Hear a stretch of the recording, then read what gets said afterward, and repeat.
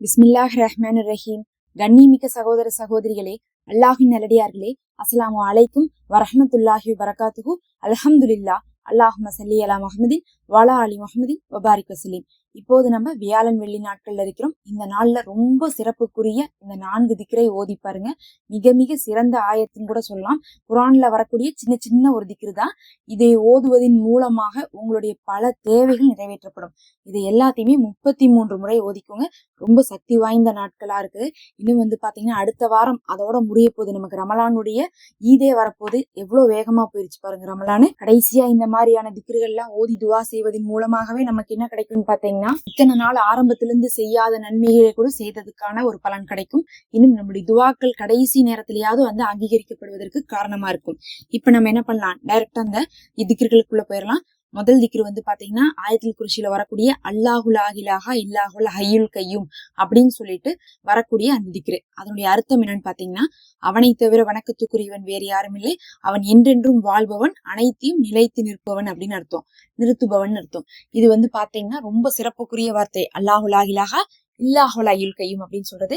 ஏன்னா அதுல அல்லாஹுடைய இஸ்ம் இருக்கு, அல்லாஹுடைய கலிமா இருக்கு, அல்லாஹுவை நம்ம அழைக்கிறோம். மூன்றுமே இருக்கக்கூடியதா இருக்குது.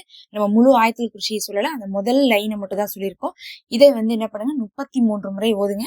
ஓதும்போதே உணர்ந்து ஓதணும் அப்படிங்கறதுக்காக நம்ம அர்த்தம் போட்டிருக்கோம். உங்களுக்கு கடைசியில என்ன பண்றேன், அரபியிலையும் நான் காட்டுறேன். அரபி வேணுங்கிறவங்க அதை பார்த்து ஸ்கிரீன்ஷாட் எடுத்து வச்சுக்கோங்க. தமிழ் வேணுங்கிறவங்க இங்கேயே எடுத்துக்கோங்க.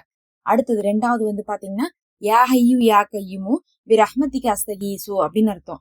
இது பாத்தீங்கன்னா என்றென்றும் வாழ்பவனே, அனைத்தையும் நிலைத்திருப்பவனே, உன் அருளை கொண்டு உதவி தேடுகிறேன் அப்படின்னு சொல்லிட்டு அல்லாஹ்விடத்துல உதவி தேடக்கூடிய வார்த்தை. நம்ம அல்லாஹ்விடத்துல உதவி பெறுவதன் மூலமாகத்தான் நம்ம இந்த உலகத்துல எல்லாத்தையும் அடைந்து கொள்ள முடியும். நம்மனால யாருடைய தயவை கொண்டும் இந்த உலகத்துல வாழ்ந்துட முடியாது அல்லாஹ்வை தவிர. அதனால அல்லாஹ்விடத்துல உதவி பெறுங்க. இந்த விஷயத்துல நீங்க கஷ்டப்பட்டுட்டு இருந்தாலும் சரி, அதை அல்லாஹ் போக்குவான். யாழ்லா நான் கடன்ல இருக்கேன், உன்னுடைய உதவி கொடுத்து என்னை கடன்ல இருந்து காப்பாத்து. யாழ்லா எனக்கு திருமண வாழ்க்கை அடையாம இருக்கு, அதை உன்னுடைய உதவியை கொண்டு எனக்கு நல்ல வரன் அமைச்சு கொடு, எனக்கு பாத்தீங்கன்னா நல்ல குழந்தையை அமைச்சு கொடு, எனக்கு நல்ல வசதி அமைச்சு கொடு, வேலை அமைச்சு கொடு, படிப்பை கொடு, உயர்த்தி கொடுன்னு சொல்லிட்டு எது வேணா அல்லாஹ்விடத்துல உதவியை கேட்கலாம். அதற்கு இந்த வார்த்தையை 33 முறை ஓதிட்டு கேளுங்க.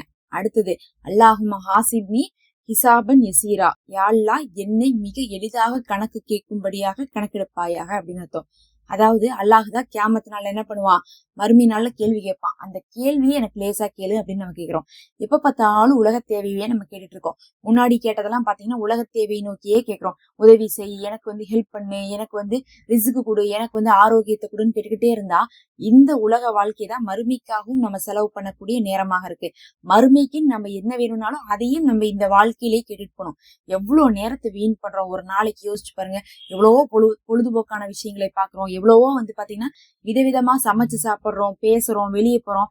இப்படி எல்லாம் உலகத்துல நேரத்தை வேஸ்ட் பண்றாங்க. ஆனா மறுமையை பத்தி நினைச்சு கவலைப்படுறதுக்கு நேரம் இருக்கிறதுல. கேட்டா என்ன சொல்றாங்கன்னா, உலக பிரச்சனைகளே எங்களுக்கு பெருசா இருக்குங்கிறாங்க. அப்படிலாம் கிடையாது. மறுமையின் மீது உங்களுக்கு அக்கறை இல்லைன்னு தான் அர்த்தம். ஆனா மறுமைக்காக ஒவ்வொரு துவாவாக நபி அவர்கள் அந்தந்த சமயத்துல ஓதி வந்திருக்காங்க. அதுல இந்த ஒரு துவா ரொம்ப சிறப்புக்குரியது. மறுமை நாள்ல கேள்வி கணக்கு உங்களுக்கு லேசாகிறதுக்கு. அதை இந்த வேளன் வெள்ளி நாட்கள்ல ஓதுறது எவ்வளவு முக்கியம்னு பாத்தீங்கன்னா, இந்த 2 நாட்களுமே வாரத்திலேயே வைத்து கணக்குகள் உயர்த்தப்படக்கூடிய நாட்களா இருக்கு. அப்ப கணக்கு பாக்குற அன்னைக்குதான் கணக்குல லேசானது கீழுன்னு நம்ம சொல்ல முடியும். அதனாலதான் நம்ம இன்னைக்கு இதை நம்ம சொல்றோம். கடைசி என்னன்னு பாத்தீங்கன்னா லா இலாஹா இல்லல்லாஹு சுபஹானல் சாஃபில் காஃபி அப்படின்னு நேரத்தெல்லாம் வணக்கத்துக்குரியவன் அவனை தவிர வேறு யாரும் இல்லை, அவன் போதுமானவன், குணப்படுத்தக்கூடியவனாகவும் தூய்மையானவனாகவும் இருக்கிறான்னு அர்த்தம். அதாவது அல்லாஹுதான் நோயை குணப்படுத்துறான், இன்னும் அவனே எனக்கு போதுமானவன் நம்ம சொல்றோம். அப்ப நோய் நிவாரணத்துக்கும் இது போதுமானதா இருக்கும். இன்னும் நம்மளுடைய எல்லா தேவைகளுக்கும் அல்லாஹ் போதுமானவன் அப்படிங்கக்கூடிய ஒரு வார்த்தையை நம்ம சொல்றதுனால அல்லாஹ் மீது தவக்கல் வைத்ததுடைய பலன் நமக்கு கிடைக்கும். இதையும் 33 முறை ஓதுங்க. இதை நாளே 33 முறை ஓதிட்டு துவா செய்யுங்க. ரொம்ப சின்ன அமல் தான். இது எல்லாமே குர்ஆன்ல பல்வேறு இடங்கள்ல வந்திருக்கக்கூடிய குட்டி குட்டி திக்ருகள் தான். இந்த மாதிரி நம்ம குறைந்த நேரத்துல சிறப்பான அமல்களை தொகுத்து கொடுத்துட்டு இருக்கோம். மறக்காம சப்ஸ்கிரைப் பண்ணிக்கோங்க. இந்த வீடியோக்கு ஒரு லைக் கொடுத்துக்கோங்க. நம்ம சேனல்ல மெம்பர்ஷிப் இருக்கு. ரமலான் மாசத்துல ஒரு ஹதியாவா ஜாயின் பண்ணிக்கோங்க. அஸ்ஸலாமு அலைக்கும்.